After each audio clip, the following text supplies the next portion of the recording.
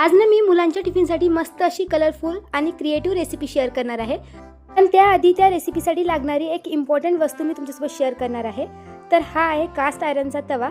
आजकाल तुम्हाला माहीतच आहे की नॉनस्टिक आपल्या शरीराला किती हानिकारक असू शकतं आणि हा नॅचरल कोटिंग त्याचबरोबर टॉक्सिक फ्री मटेरियलने बनलेला आहे। आयरन रिच फूड यात बनतं।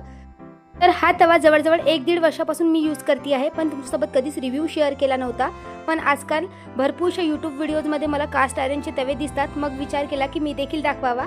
जर तुम्हाला हवा असेल तर तुम्ही लिंक टाईप करून मागवू शकता। त्यानंतर मी ही मस्त माझ्या मुलीच्या टिफिनसाठी रेसिपी ट्राय केली होती। ही रेसिपी मी डोसा बॅटरपासून बनवलेली आहे। दिसायला अगदी कलरफुल आणि क्रिएटिव्ह दिसते।